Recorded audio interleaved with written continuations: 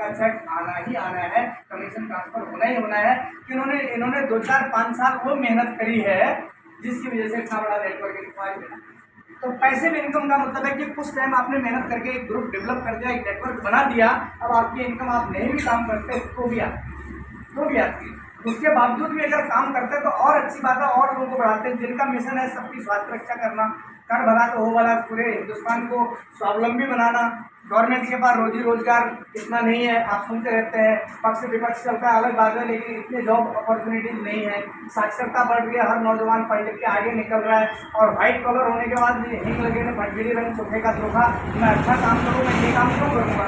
कहीं की पढ़ने लिखने के बाद आदमी कर्तव्य निष्ठता के पद से हट के कर्तव्य विमूढ़ होने लग जाता है कि मेरे लेवल का काम नहीं है।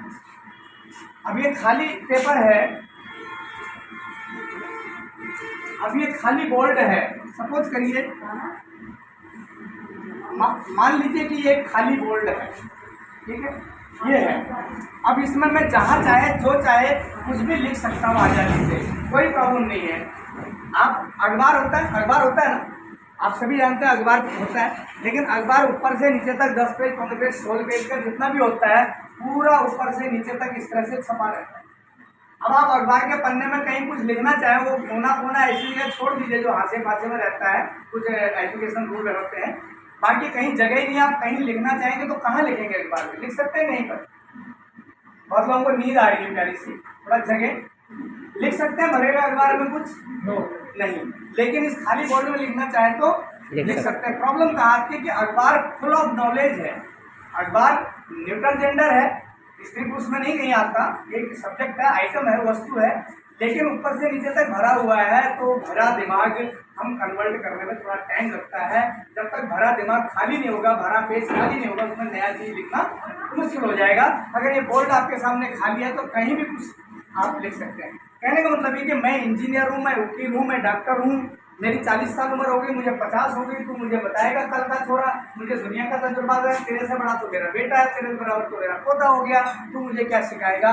ये जो ब्लॉक बाइंडिंग्स होते हैं, माइंड के ब्लॉक्स होते हैं, ये आदमी के दिमाग को पहले से भरे हुए होते हैं। अगर जब तक ये खाली नहीं होंगे, नया बताने वाला कुछ भी यहाँ भरना चाहे, इस कान से आए सुनेगा और इस कान से निकाल देगा, कुछ भी रिसीव नहीं करने वाला। जब कुछ भी रिसीव नहीं करेगा तो वो नया सिस्टम स्टार्ट कैसे होगा, सीखेगा कैसे। हम लोग हैं यहाँ पर 20-25 साल, 15 साल 18 साल के स्टूडेंट भी हैं, उसके बाद 25-30-50 साल 55 साल तक के लोग भी यहाँ पर बैठे होंगे। जहाँ मैं समझता हूँ, मैं खुद अपनी बात करूँ तो 58 साल का हूँ आपके बीच में, ठीक है। 58 साल मेरी एज है, अगले 6 महीने बाद 59 में आने वाला हूँ मैं, लोग कर 59 का आ जाऊँगा। लेकिन 58 साल का आदमी आपके बीच में 58 का लग तो नहीं रहा होगा, जहाँ तक मैं समझता हूँ नहीं लग रहा होगा।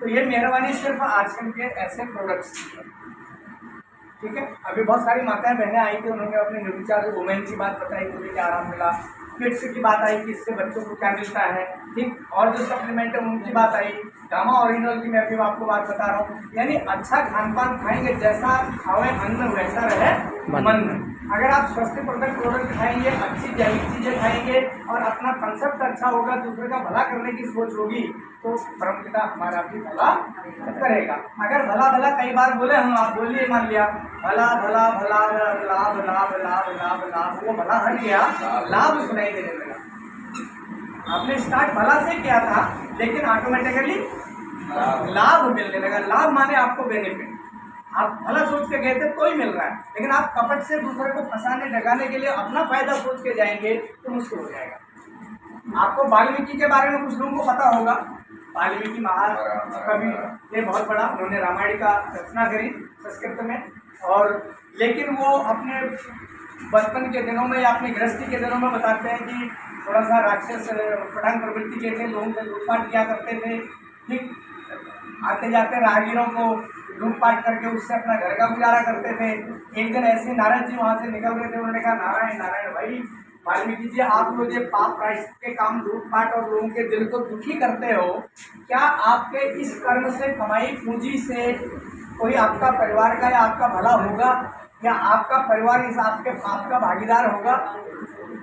बोला क्यों नहीं होगा, तब मैं ये सब करके उन्हीं के लिए तो कर रहा हूँ। बोला एक बार जाके घर में पूछ के आओ कि आपके लूटपाट से कमाए पैसे का आपके मम्मी पापा या पत्नी या बच्चे साथ देते हैं क्या? उन्होंने बोला ये तो मेरा काम है, मैं घर पूछने आऊँ तू भाग जाए ऐसा होशियार, मुझे इतना समझ है। तो बोला ठीक है, नहीं समझ में आते आप हमें यहाँ पर बांध दो।